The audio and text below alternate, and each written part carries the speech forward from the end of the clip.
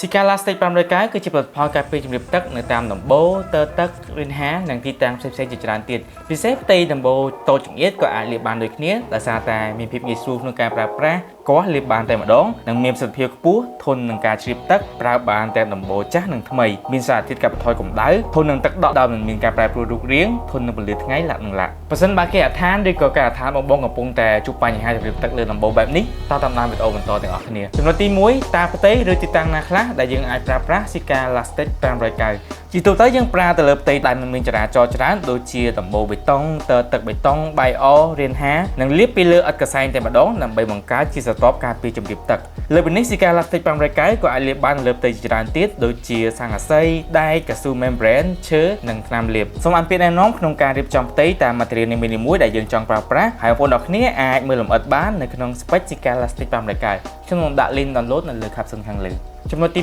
2ការរៀបចំផ្ទៃនិងវិធីប្រើប្រាស់មិនខុសពីប្រភេទទឹកថ្នាំផ្សេងៗការសម្អាតផ្ទៃគឺជាការងារចម្បងមួយព្រោះបើផ្ទៃមិនស្អាតល្អទឹកថ្នាំក៏មិនអាចខាំជាប់បានខ្លាំងឡើយ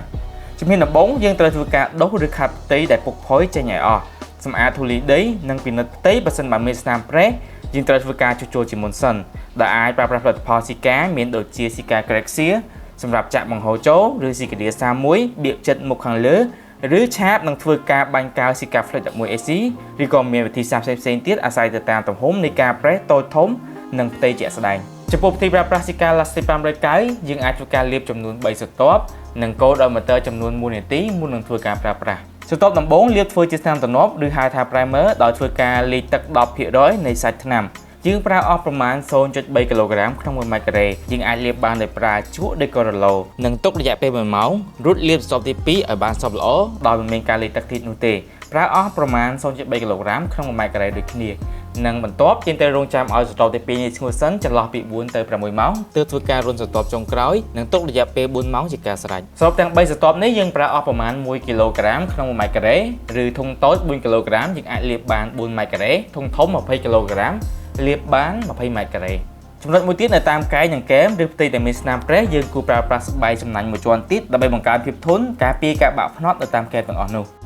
ចំណុចទី3ទៅលើពណ៌និងតម្លៃចំពោះស៊ីកាឡាស្តិក500កែវយើងមាន2ពណ៌គឺពណ៌សនិងពណ៌ប្រផេះហើយពណ៌ទាំងពីរនេះមានទាំងខ្នាត20គីឡូនិងខ្នាត4គីឡូចំពោះតម្លៃវិញខ្ញុំសូមទម្លាក់នៅ comment ខាងក្រោមនេះបងប្អូនទាំងគ្នាអាចចូលទៅមើលលម្អិតបានហើយបើសិនមិនមានការប្រែប្រួលតម្លៃផ្សេងៗខ្ញុំក៏អាប់ដេតនៅក្នុងនេះដូចគ្នាអូខេចឹងសរុបមកបើសិនបើបងជាងកំពុងតែមានបញ្ហាជ្រាបទឹកលើដំបូលមិនថាជាដំបូលបេតុងតូបែអទ័រទឹកឬទីកន្លែងផ្សេងៗដែលមិនមានចរាចរណ៍ញឹកញាប់ច្រើនអាចប្រើប្រាស់ស៊ីកាឡាស្តិក500កែវធ្វើការលាបដើម្បីដោះស្រាយទៅលើបញ្ហាទាំងអស់នោះបានដោយសារតែប្រភេទនេះគឺមានភាពធន់ខ្លាំងនឹងការជ្រាបទឹកធន់នឹងកម្ដៅថ្ងៃអាចកាត់បន្ថយកម្ដៅនិងធន់នឹងការដក់ទឹកផងដែរប៉ុន្តែក៏មានចំណុចមួយចំនួនដែលបងប្អូនត្រូវដឹងមុនដូចគ្នាដូចជាយើងមិនគួរលាបនៅទីកន្លែងដែលមានចរាចរណ៍ញឹកញាប់នោះទេព្រោះការដែលយើងដើរឬក៏ចរាចរណ៍ឡើងវាអាចធ្វើឲ្យដាច់ចល័តផ្ទៃសាច់ថ្នាំខាងលើនិងមានការលេចជ្រាបផ្សេងៗបើសិនមានជាចម្ងល់ឬក៏មានបញ្ហាជ្រាបទឹកមិនថាលើដំបូលឬក៏ទីតាំងផ្សេងៗពីនេះបងប្អូនអាចធ្វើការប្រើនឹងផ្នែកលក់បានតាមរយៈ link shop ដែលមាននៅលើ screen វីដេអូនេះអញ្ចឹងអរគុណវីដេអូនេះគ្មានតែប៉ុណ្្នឹងទេជម្រាបលាខ្ញុំបាទចន្ទរាជួបគ្នាក្នុងវីដេអូក្រោយ